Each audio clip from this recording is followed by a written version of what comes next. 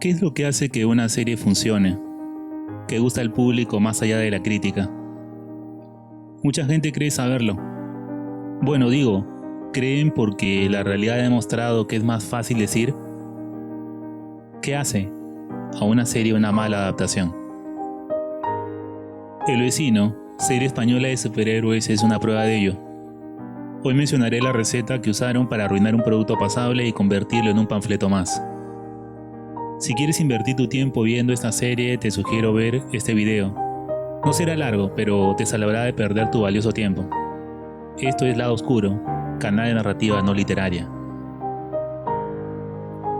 El Vecino es una serie de televisión web española de comedia de superhéroes creada por Miguel Esteban y Raúl Navarro para Netflix, basada en la serie de historietas El Vecino, de Santiago García y Pepo Pérez.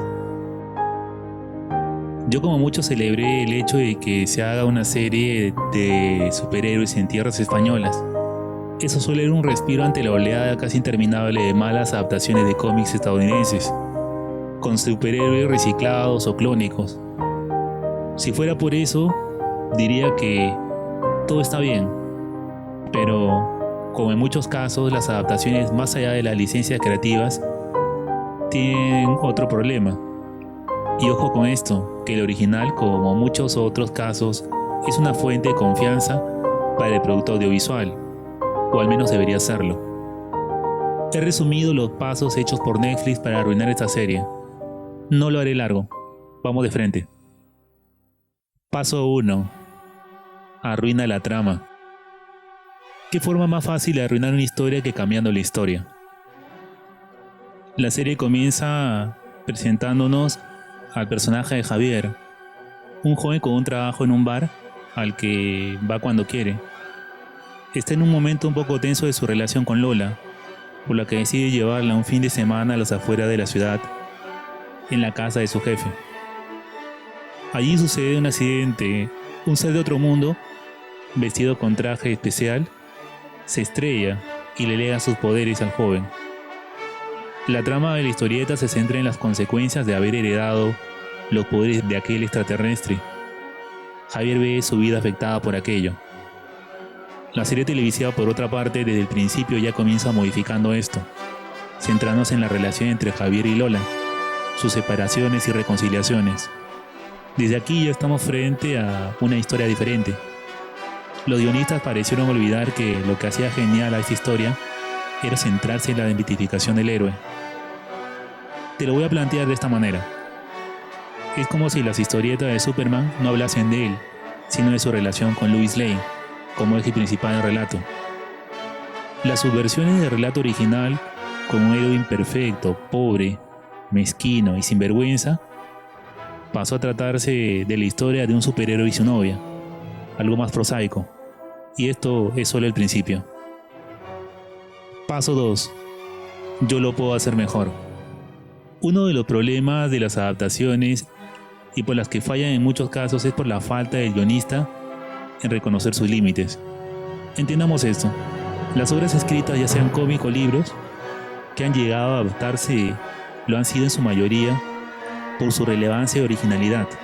Muchas de ellas ya vienen con una estructura hecha para crear ciertos efectos que el autor quería demostrar. Un guionista torpe es aquel que cree que puede hacer un trabajo de igual valor que la obra original, incluso mejorarla, lo cual es ridículo en la mayoría de los casos.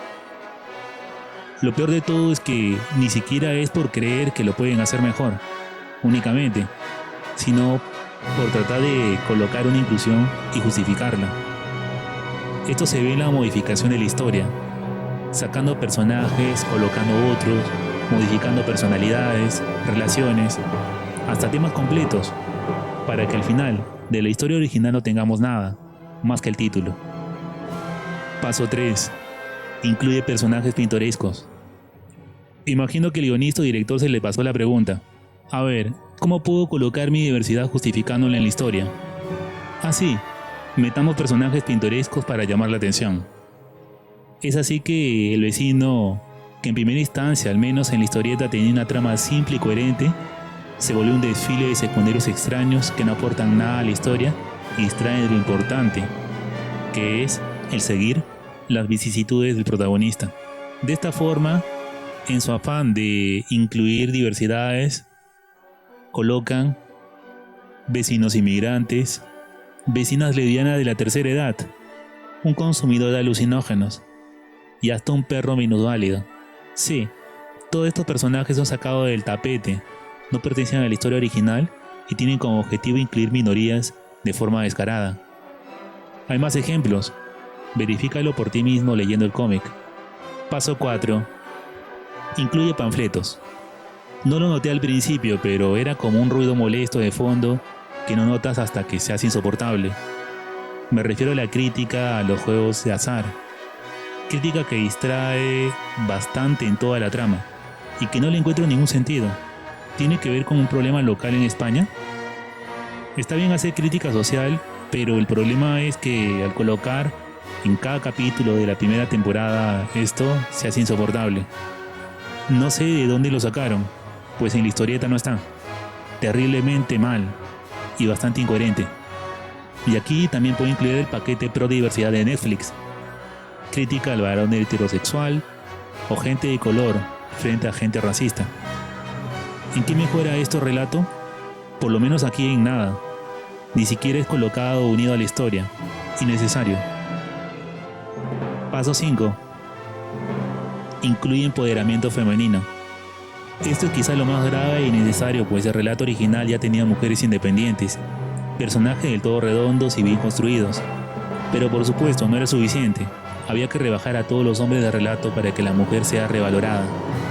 Si se ponen a pensar y verifican esto en la serie, no hay ni un solo personaje masculino que no sea caricaturizado para resaltar al personaje femenino.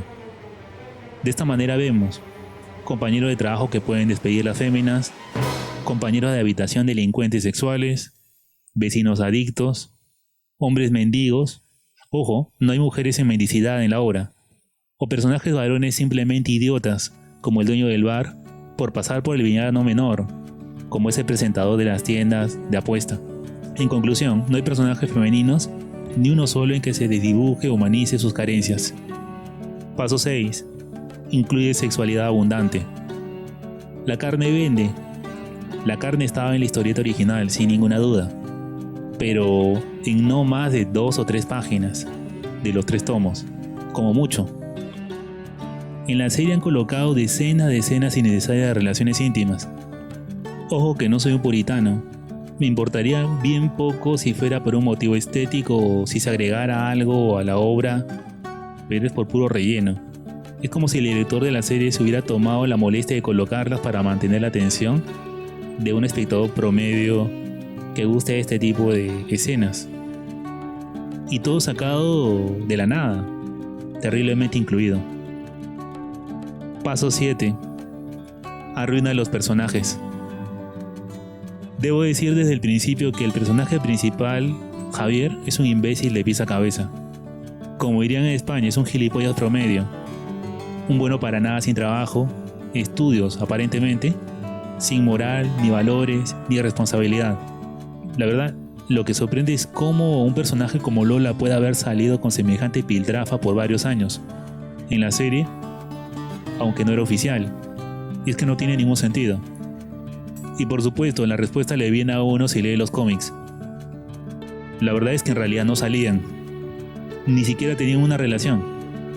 La historia parte de eso precisamente. Lola no tiene interés directo en él. Está interesada en Titán. Las relaciones sentimentales en la historia tienen más lógica. Javier se interesaba en Lola, cómo no, pero ella, al menos en los 2 primeros tomos, no tiene una relación con él. Esta se va formando a lo largo de la historia, lo cual le da coherencia al relato y, por supuesto, al conflicto de la historieta. En la serie, la relación se da por sentada. Esto me pareció extraño desde el principio.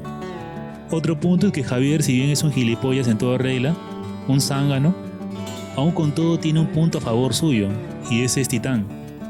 En el cómic, el superhéroe sí hace labor o trabajo de superhéroe, aunque esto no se ve directamente, sí se sobreentiende. Incluso se lastima. Esto mismo, lo absorbente de su labor como superhéroe, es lo que desencadenará la depresión y estrés que sufrirá el personaje. Todo esto, que es lo principal en la historia, se pierde por relatar una relación entre un protagonista y su novia. Su trabajo como superhéroe en la serie es nulo y no le causa ningún estrés. No es problemático para él. En otras palabras, han rebajado un relato de trama decente a una mediocre puesta en escena.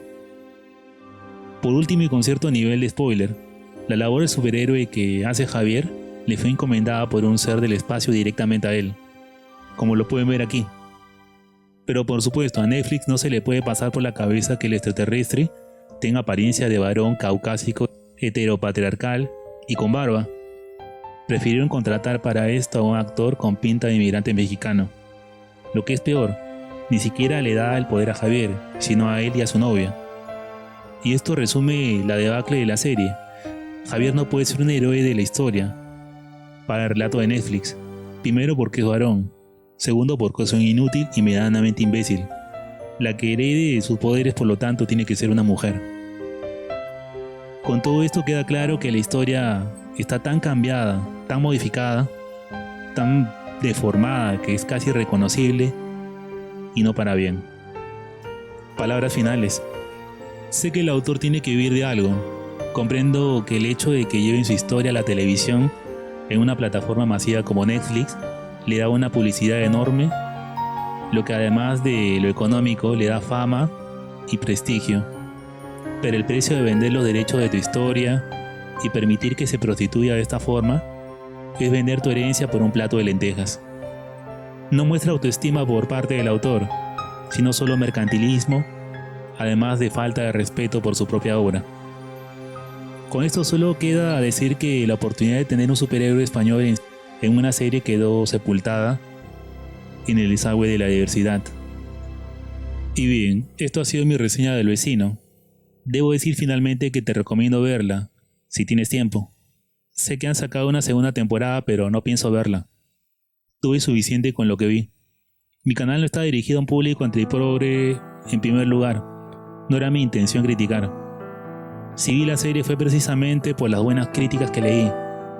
Ahora sé con seguridad que estas o eran mentiras o estaban basadas en un chauvinismo de reseñistas españoles.